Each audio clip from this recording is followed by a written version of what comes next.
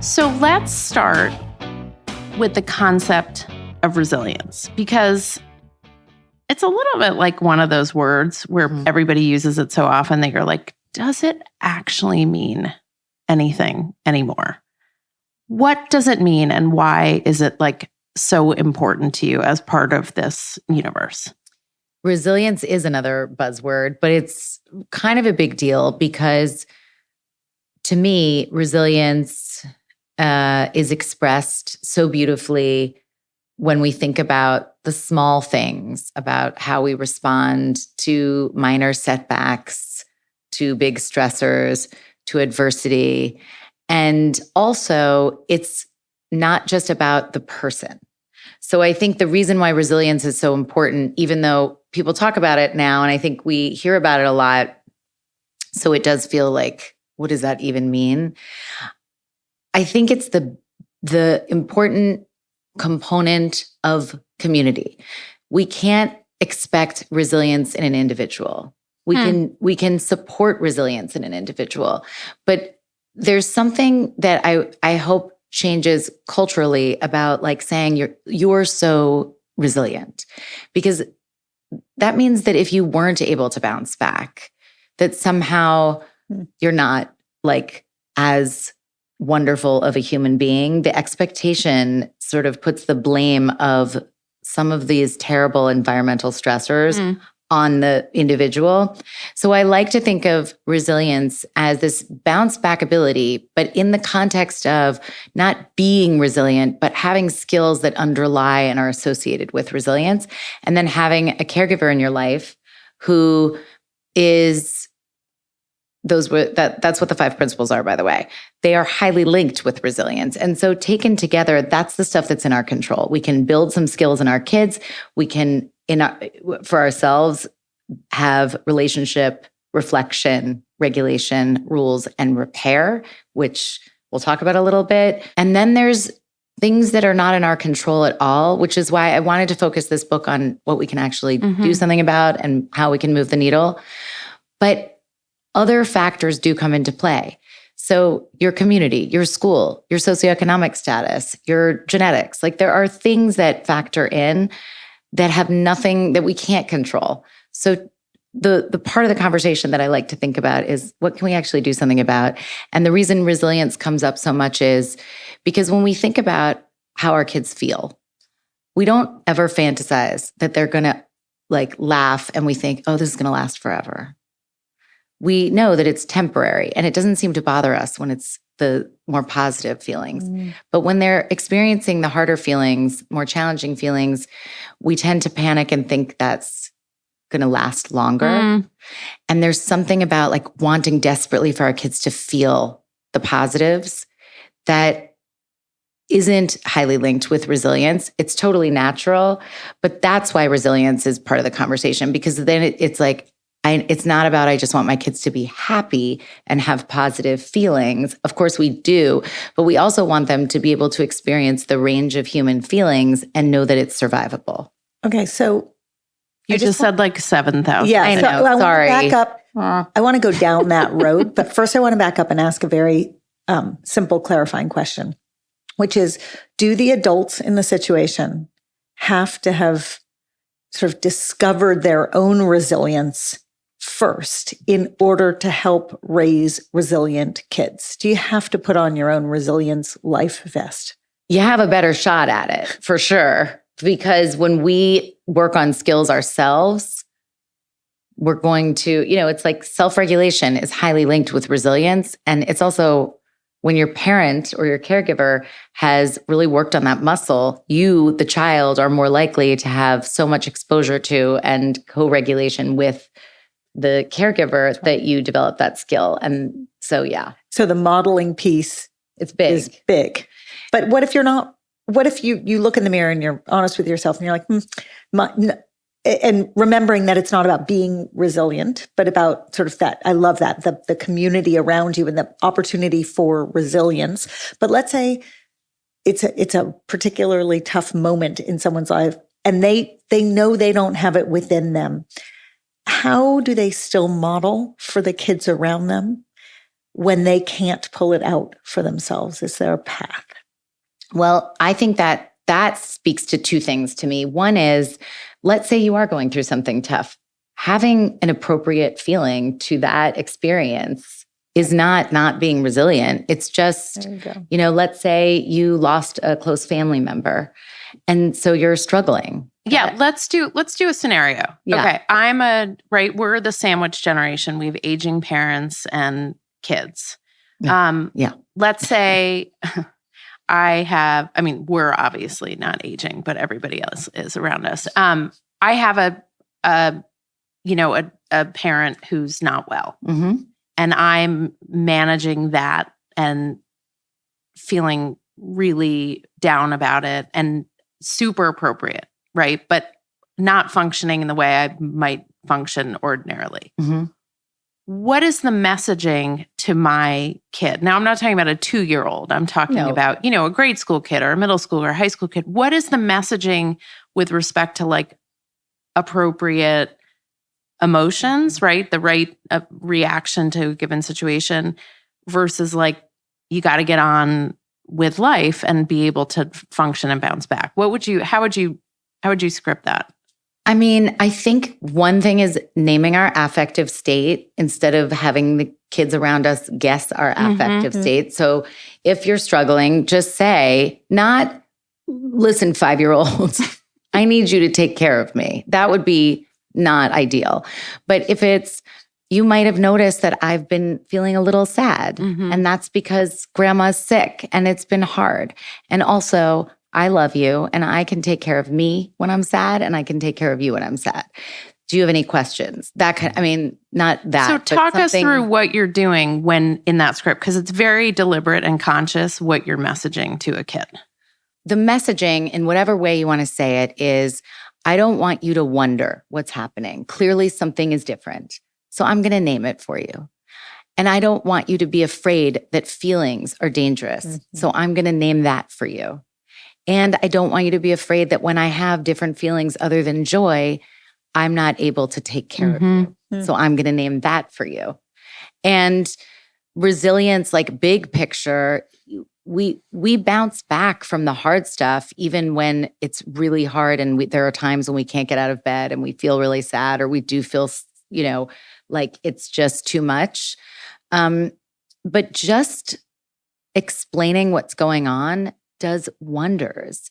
And just thinking consciously, like, how am I, when I say I can take care of me through this and I can take care of you, how am I doing that?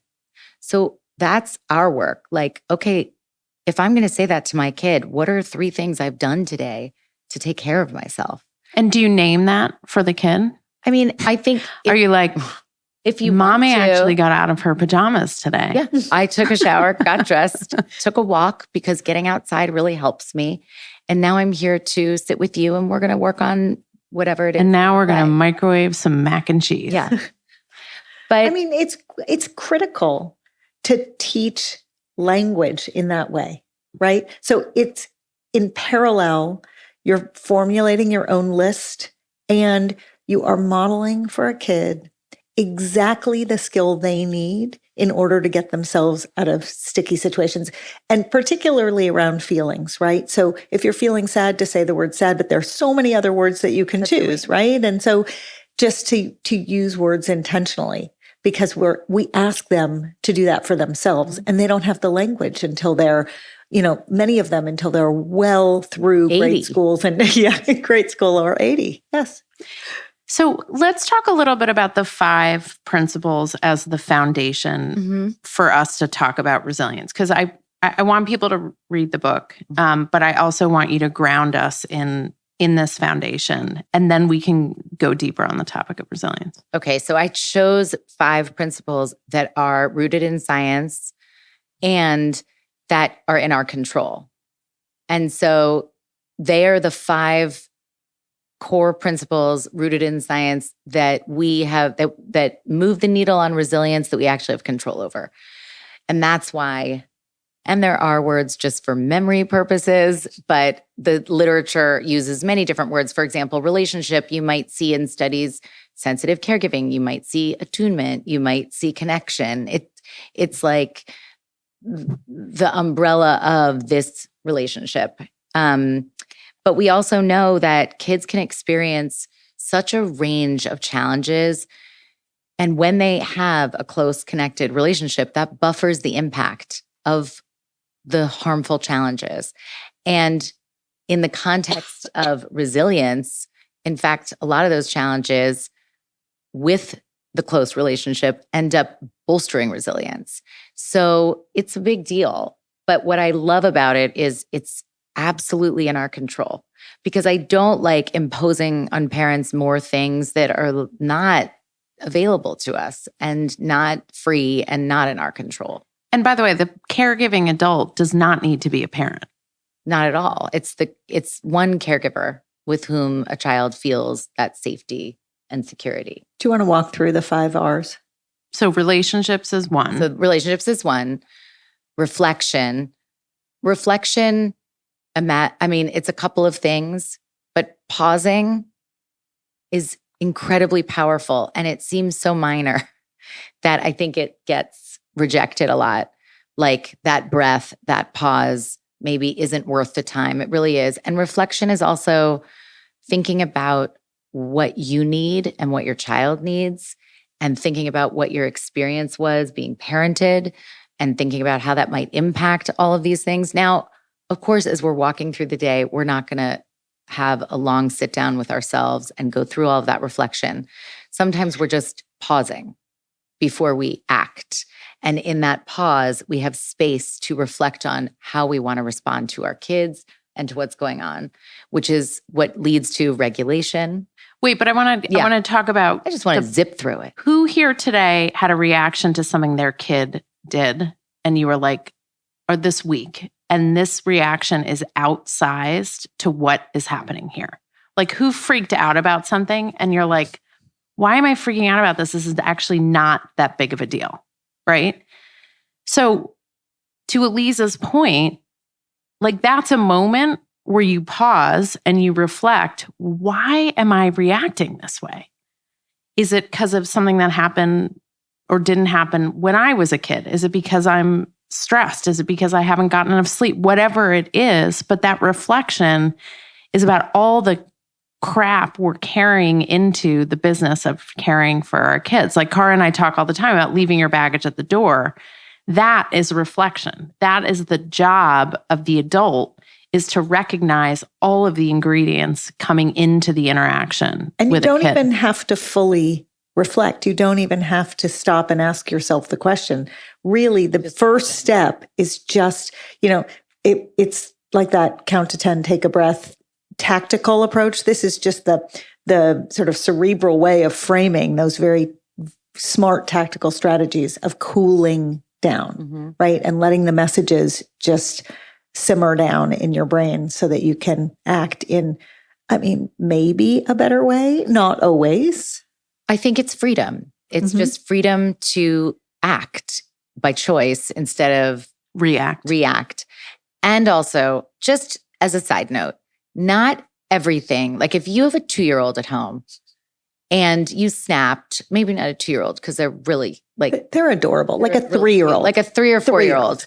And yeah, whoever coined terrible twos is like, no, terrible twos doesn't totally exist, into but what rhymes with alliteration. 3? And 3 was hard. Horrible. But they're adorable. But there are times when the reason why you're annoyed is because it's annoying. Right. It's not always about like your childhood and it also happens at 13. Yeah. Let's just I just want to say that because I want to be realistic. My mom once said to me, she was like, who wants to get on the floor and play? This is the mother of 4 children. It's like, it's so irritating. I just need it. I was like, when did it get fun? She was like, when you were in college. So yeah, sometimes it's annoying. But when we think about the demographic we work with most, which is our tweens and teens, there is a lot of baggage going into our reactions to those things. And so we're reflecting. Okay, so now we move to regulation. Can I just say to that point, though, there's a lot of baggage as kids get older because we can remember our own lived experiences when we were that age.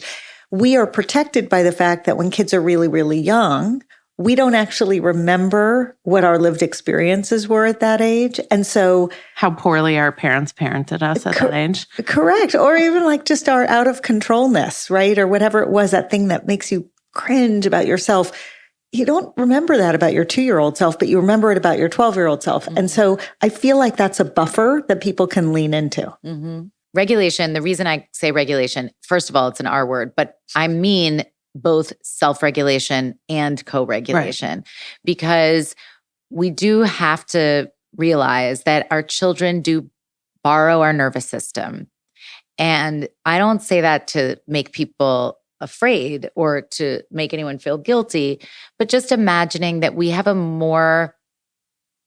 have capacity to share a more mature nervous system. So it's easy to think about when you think of a newborn and they're crying and you just hold them and you see that you're soothing in that moment and your ability to know sort of that everything is okay, but they just need a little snuggle. That is it's co-regulation that feels very clear. So let's take a scenario when you can't necessarily pick them up and rub their back and get them to calm down by physical older proximity. And co-regulation means something different. Okay, you pick a kid up from preschool and they are just a mess. And you go to hug them and they're like, I mean, they wouldn't say it this way, but they're like, say it. Don't touch me. Don't you touch me. It doesn't sound like that. It just feels like that. But they're flipping out and you're exhausted. You just like rush from work to have special time and it's a disaster. Mm-hmm. We're going to get to the teenagers in a second. What do we do with the 4-year-old who's just melting down? Well, I mean, the first thing and what saves us in as many moments as we can, and for all of this, we want to think about more often than not. Versus we're going to be regulated all the time. That's ridiculous. Or it's unattainable. So go for more often than not. But more often than not, if you are going to this pickup and your child is melting down in front of you, if you can remind yourself to breathe and just, I feel like, how do I not repeat myself and say, I'm not being chased by a bear, but I'm not being chased by a bear. I'm not being chased by a saber-toothed tiger. My child is safe. Whatever you need to say in your head to make sure that your inside doesn't have the emergency button, like you're not as scared and not feeling threatened so that you can just see they're feeling threatened. Mm-hmm. They're scared. They're angry. They're overwhelmed, overstimulated, whatever it is, but that you have capacity to take a breath and know that they're safe and they're just having a hard time. So even if they don't want you near them, you've done so much by not matching their state. So it goes far. That's why relationships are so important. You get to know your kids and what serves them. For some kids, it's as simple as, I know what's going on inside of them, and it's hunger and exhaustion. So I always am bringing a snack. But I'm doing so in a state that is not like a zombie and not like, it's all fine, but it's more, you actually are just reminding yourself, there's no emergency here. I have adult bandwidth to know there's no emergency. And so, no, we can't cuddle right now. This child is not interested in that, and forcing that would be go try it and see what happens. But that you're regulating yourself. And in doing so, you are co-regulating. So in other words, you're not making it about you. That's the other flip side to that coin, right? Like sometimes it feels very personal when your kid won't let you hug them into co-regulation. Yes. And it is not personal. No. I was thinking about just even when I have one daughter who she's not a morning person. And when I walk into her room and I'm the most annoying morning person. Because you're a golden retriever. I am. And so I just pop in the room and I'm like, whoa. And every time I get just the same sort of just so rejected. I don't care at all. I'm just like, this is not a me thing. This is just kind of our little dance in the morning. And if I took it seriously and personally, I'd already start the day in battle. But I'm just like, I definitely wanted to pop in because it's a bit past when I thought this human would be ready and we do need to leave. But it's not worth getting myself into like a personal mess over this. Have you noticed, like, I have a different strategy for waking up each of my kids. Like, everybody needs a different, and some of them, I don't even go into their room. It's a knock on the door and it's like a conversation through the door. One needs like 10 minutes of conversation on the side of the bed. The other one's like up and at 'em. I mean, one doesn't live at home anymore, but it's like, it is, to me, it's representative of how, like, the temperament, everybody needs something different. Okay, so regulation, we won't do the older kid example on regulation now because we'll get to that. What's the next R? Rules, which is very unpopular right now. Not for me. Not for me. I love rules. Kids love rules. They feel safe. Yeah. And I know rules sounds very authoritarian, and obviously it's not, because that would mean there isn't also relationship. But it was just an R word for boundaries and limits. First, I think it's super important to figure out what rules you can keep, like what boundaries and limits you actually can keep.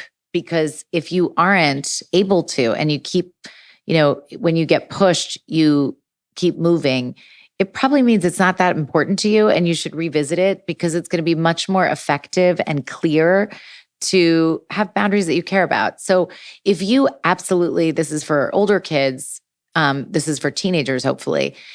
Let's say phones should not be in the room at night, and you're certain of that, and you are absolutely clear that that is important to you and what's best for your kid because sleep matters. Then when you get all the pushback in the world, you can be empathetic, but you don't change.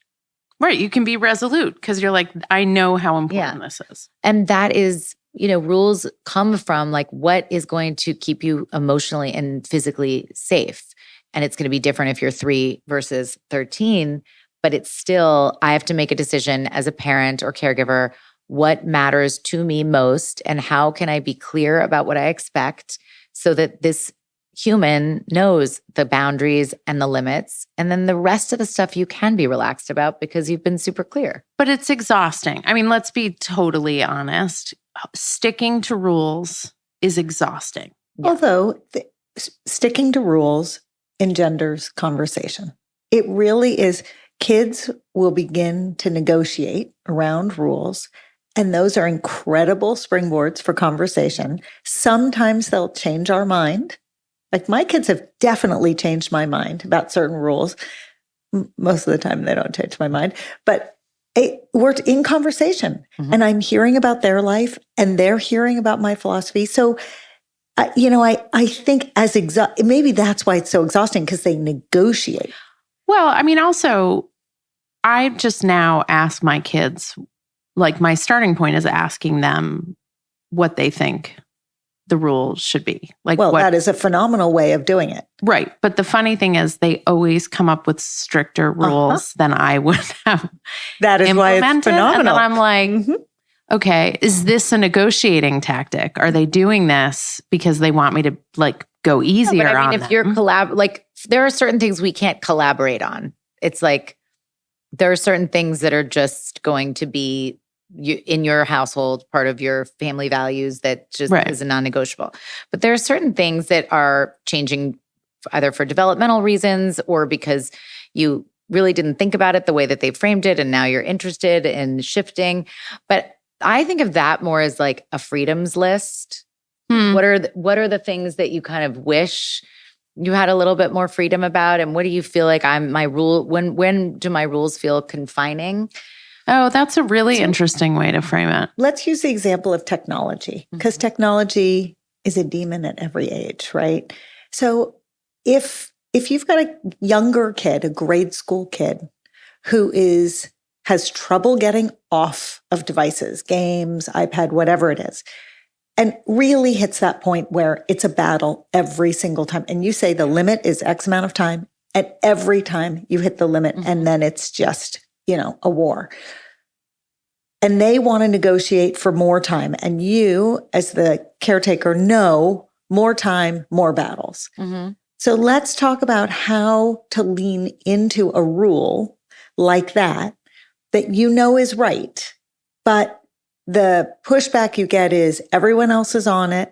Everyone else talks about it. Everyone's online right now. Everyone, right? Walk us through that one. Okay. Well, first, I would say whenever you're clear about a rule, if it's going to change, it's not changing in the moment. And so you can say, I hear that you want to talk about this and maybe we want to make some adjustments. We're not doing that now because it's in the heat of the moment, but we can set aside some time to have a family discussion about it and we'll see what happens. But that's different than in the heat of the moment. In the heat of the moment, it is what it is. And separately, when you have a kid who's really struggling with a rule, then sometimes it's time to step like a little further back and say, maybe you're not ready for this. And maybe I was, too quick to think you and I were ready for this. So we're going to take a break. So it really But also maybe not to be said in the moment. Nothing to be said in the moment. Totally. In the moment, nothing good happens by coming up with a new plan, by coming up with a new rule, by coming up with a change, or by saying something that you're going to later regret just to get whatever outcome you want. And so a lot of that is just our getting a little bit more comfortable seeing the reasonable and manageable distress as dangerous, or getting more comfortable as not dangerous. Because really what we're saying when we get that pushback is, and I think we've probably all heard this or said this at some point, like, this child won't let me do X.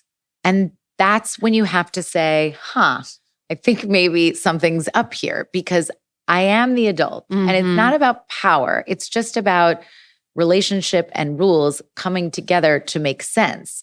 And your role in that relationship, when it starts to feel like you're chasing the feeling or you're chasing the rule, something about that dynamic of I, the adult, am not able to make this decision means there's something going on.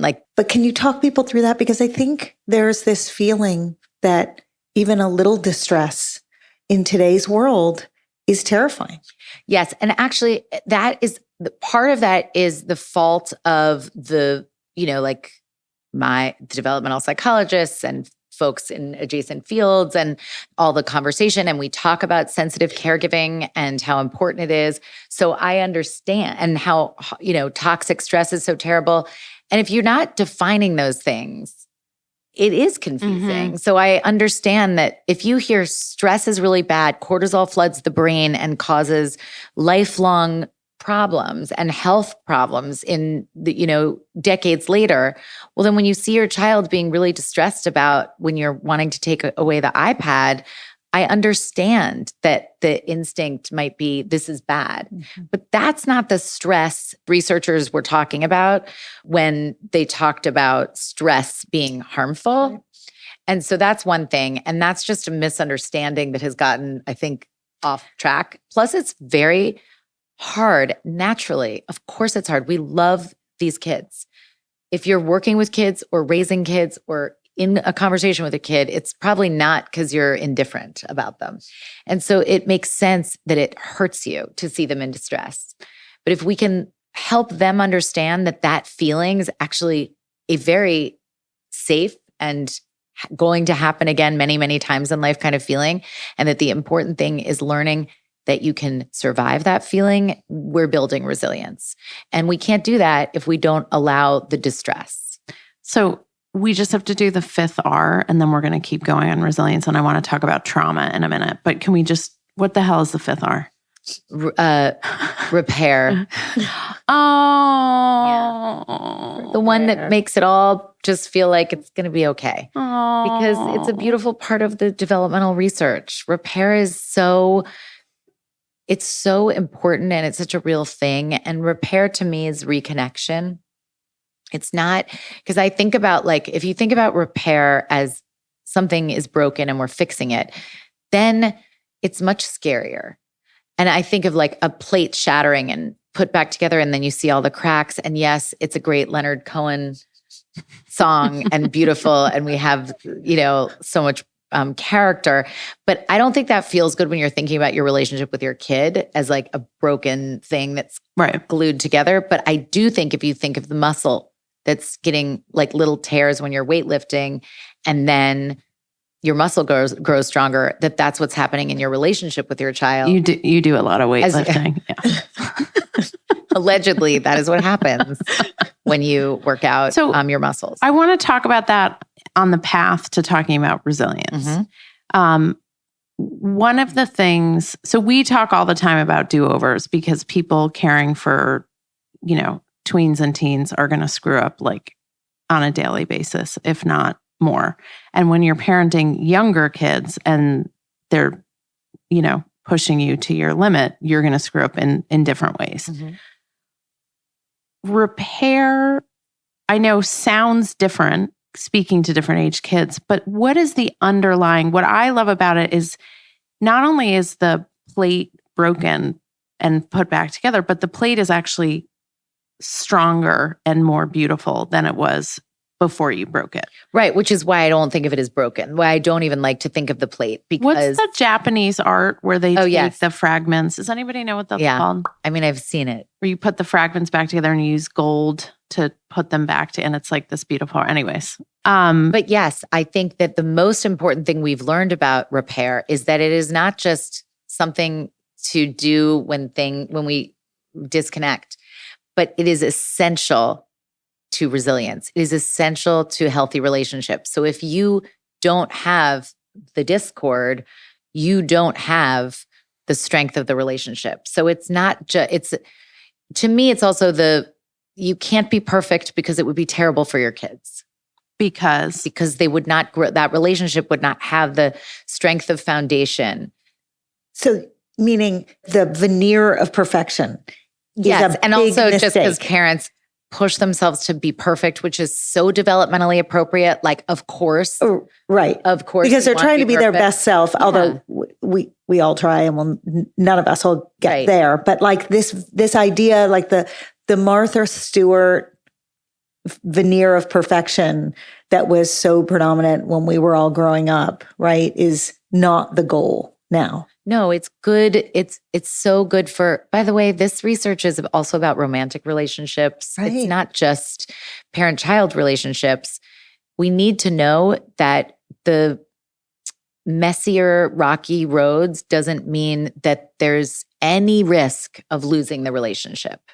Right. And in fact, that you risk not building a stronger, deeper relationship if you don't allow these very real things to bubble to the surface and these tensions to happen and these discords to occur. Exactly. And I feel so much better. It really is that is the strength of the relationship. And so we know that it's really important, and it's not just like selling parents and caregivers like something warm and fuzzy to feel good about. It's the science. And so we have to have these mistakes. I will say that Vanessa and I often talk about bigger kids, bigger problems. And as they get bigger and older, and the problems really do amplify, when the groundwork is laid for repair, it is the most incredible thing to actually be able to lean into that skill and to watch them lean into that skill, because it does get hard, whether it's inside the house, socially at school, in a romantic relationship. And this is a muscle you do want them to exercise starting when they're young. Yes. And so just for clarifying purposes, we're not talking about stretching to snap or like break. We're not talking about repair of something that is, I guess to go back to the muscle building that I do. Clearly. Yeah. It's that you want to work out an appropriate amount so that there's an appropriate amount of tiny little tears, but not, I just broke my arm and now I have it's a break that is so so hard to repair. So these are small repairs, and they're not about like trauma that is about abuse and neglect or anything like that, just in case that crossed anyone's mind. But I do want to say that the connection that you have, the reconnection that you get every time, it really does build this strong foundation. And I had a moment, I'm not sure that I should repeat this, but I guess I am. I had a moment in my own parenting where I don't get super, like my Achilles heel is not screaming at my kids, which is not to say that I don't have many, but that's not the thing that really gets me when I'm pushed. I don't tend to scream. I laid into my oldest recently in a way that really shook me, and it shook her. And I was like, I kind of stormed into my room, and then I went through my whole shame spiral of like, how could I, of all people, be so horrible? And Published then, children. Yeah. And then I felt terrible, and I was like, I'm a sham. This repair is bull. Everyone burn your book. Yeah, like this is all nonsense. I've ruined her. This is the moment where in like 10 years, in 20 years, she's going to be like, that was the moment where it just ended with my mother. I realized I hated my mother. I have so many of those moments where I think it's the moment. This is it. Yeah. Mm-hmm. And then before I even had time to walk back over, my teenager came into my room and she got on my bed and she was like, bet you're feeling pretty bad right now. And I was just like, oh my God, it's not a sham. Like it's not. It's real. And we ended up having maybe 2 minutes about the thing. And then she just was chatting and yapping at me, and we were back. I laid into one of my kids at the dinner table, and then like within 10 seconds was like, that was an awful thing to do. And I looked at her and I said, I am so sorry. I don't know where that came from. That was terrible. I'm really sorry. And she goes, well, Mom, that was your fastest do-over ever. Congratulations. And like, yes, she mocked me. Fair enough. But you're connected. But that's all that matters. We're connected. And I modeled for her, A, that you can screw up and come back from it. But B, I demonstrated to her she could withstand the discomfort of me being, an asshole. And then I dealt with it, she dealt with it, and we moved on. She knew, oh, I can survive this, and you talk about this beautifully in the book, so I'm not going to regurgitate what you say better than I can. But for those of you who lost it with a kid this week and you're beating yourself up, just remember it's actually creating, assuming you actually went back and like dealt with it instead of just sitting in your shame spiral and taking a sad nap. It actually strengthens the relationship and it's modeling for them. And so all of that, it doesn't lessen your standing in your kids' eyes. It actually elevates you and elevates the relationship. Can you spend a second just differentiating for us about trauma and resilience, just so people understand the distinction? Okay, so like if you think about resilience, there's the smaller stuff, like you don't want your kid to blow up at the Starbucks barista because the order was wrong, right? So sometimes it's not about like big things like bouncing back, but it's just having the capacity to be disappointed and move along. But then that when really big events happen, that I don't even want to say a specific event because it can be so upsetting. But when you think of toxic stress, when you think of trauma and you think about kids experiencing something where it is so unimaginable and they really are flooded with cortisol, which is the stress hormone, and there is no way to come down from it, much of the time, because we really are wired for resilience, much of the time, the presence of the adult is a huge buffer. And then we can focus on the presence of a loving and safe adult in the context of things that we're not talking about today. And so the reason that's worth thinking about is simply to remember, there are different ways of talking about this. But if you're talking about it through the lens of positive, tolerable, and toxic stress. Even toxic stress in the presence of that loving caregiver can move to the category of tolerable stress. So it's worth thinking about in terms of resilience building. You're not wishing toxic stress to build resilience. That's the thing to be clear about. You're not hoping for trauma to build resilience. Having said that, when bad stuff happens in the presence of loving support, kids really can bounce back. And it's incredibly beautiful. So we don't even have to think twice. So the positive stressors, not meaning like, yay, something stressful happened, but just stressors that are necessary and part of the day-to-day of being a person, we don't even have to worry about those. We don't have to spend 2 seconds on those. You don't even have to make repairs. You can, but you don't have to in order to impact your child's overall well-being and resilience.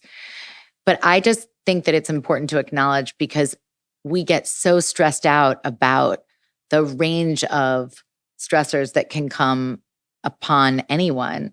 And the value of having a close connected relationship is just in your mind thinking about, we can do this. Like we can get through anything. I hope nobody has to get through a lot of things, but we can't undervalue that we have this close connected adult present for a child. And this distinction is so important because the headlines that you read are often about studies that are done looking at kids who have adverse childhood experiences. Exactly. ACEs.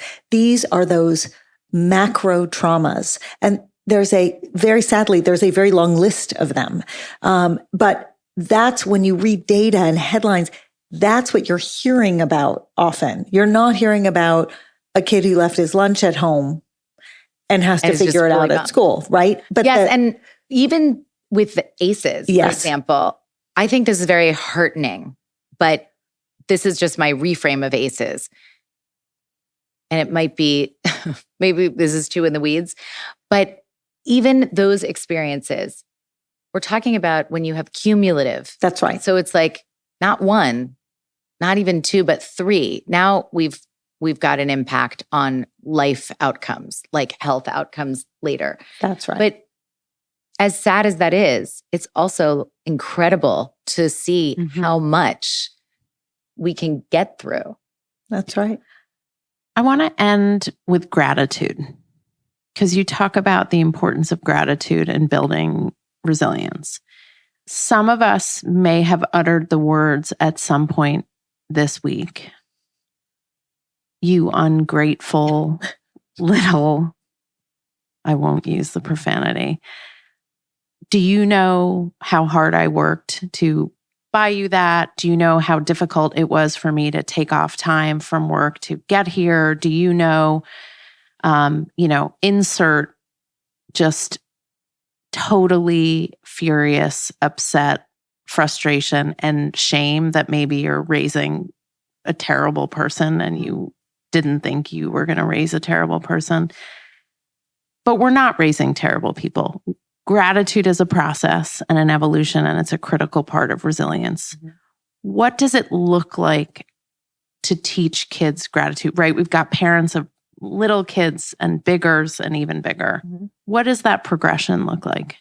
Well, if you just imagine that no matter what's going on, hunting for the good is always going to be beneficial, whether you're a toddler or a teenager, and also that you don't want to hunt for the good after someone says something was really rotten. So it's not like, I'm going to tell you about how sad I am, and then the other person is going to say, but look how great you have it in these other ways. It's not about denying the negative. It's because it invalidates.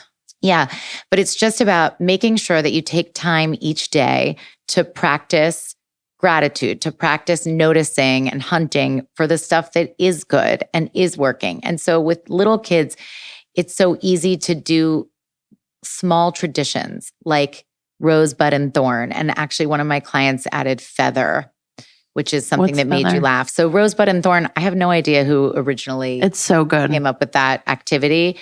But it's, sometime in the day as a ritual, or you can do it once a week if that's easier. So rose is something good that happened. Mm-hmm. Thorn is something less good. And bud is something you're looking forward to. Right.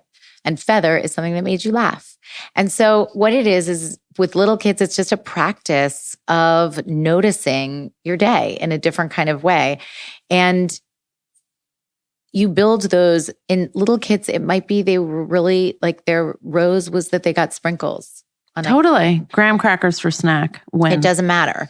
And there's no judgment of what we're grateful for because it's going to look different to everybody. I mean, one thing that you hear all the time is like, I took my kids on this incredible trip or we did all this amazing stuff and I asked them what their favorite thing was. And it was getting candy at the airport or something, which feels very depressing. Next time, just go to the airport, buy the candy and go home. But I think practicing gratitude and having developmentally appropriate expectations and also remembering that we don't get to choose what someone is grateful for or what anybody feels. All we can do is model hunting for something that's good and practicing exercising that muscle. It's also kind of amazing when you hear very simple answers to the rose question. Oh, it's so amazing. Right? Because it makes you stop and think, I don't have to think so hard about what I'm grateful for. I can pick something very concrete and simple. It's really wild.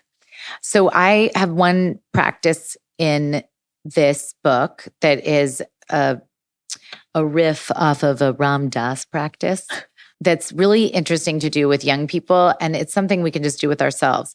But you essentially ask the same question over and over.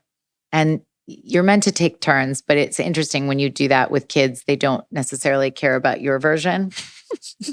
No. Do you guys find that? It's like, everybody goes around the table and then no one cares what your rosebud and thorn is like, not relevant. All right, let's go clean up. And you're like, I didn't go yet. Yeah. And they're like, oh yeah, we don't care. But this is something you could do traveling in the car, whatever, but it may not, just to manage expectations, you might not be asked to do it as well. But you ask the same question over and over. So what's an example? So I'll just do it with you. Yeah. And people can think in their heads the answer. But I'm going to ask you the same question. And then the only rule is that you give a different answer each time. Okay, I'm nervous. Go ahead. What makes you happy? You. Hey, hello. Sometimes, Cara. What makes you happy? Cara, sorry. Cara. Does it count if the person is prompting you to answer? It does not count, but it's sweet. Cara makes me happy. Okay. Okay, what makes you happy? Chocolate ice cream. What makes you happy? Going for a walk. What makes you happy? Watching a good TV show. What makes you happy?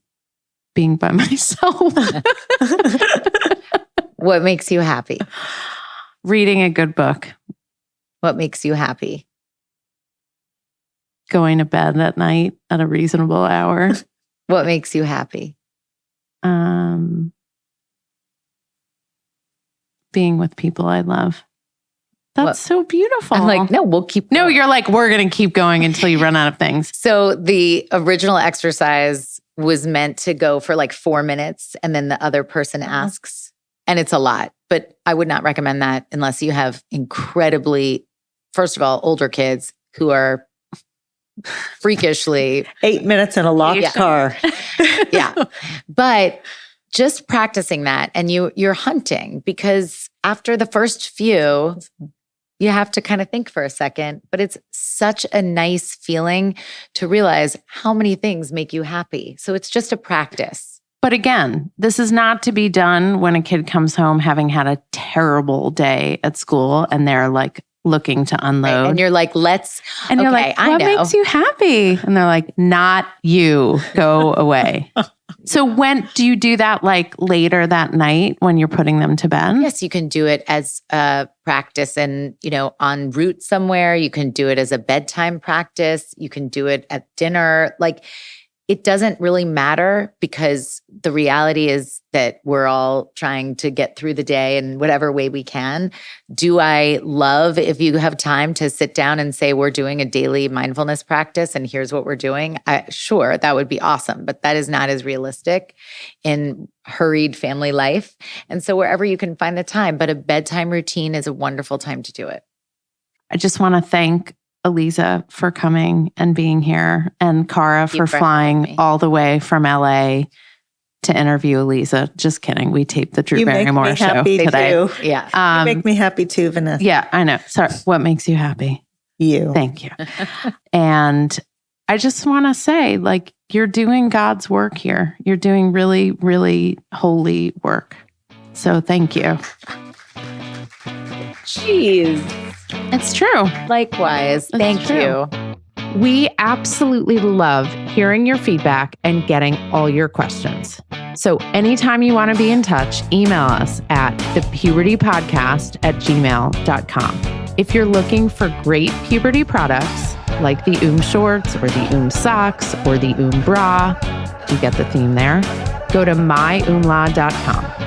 If you want more content, you love what we do on the Puberty Podcast, and you want to have us come speak or learn more about our book or subscribe to our amazing newsletter, The Awkward Roller Coaster, go to orderofmagnitude.co. Remember, it's .co because we don't have enough money to buy .com yet.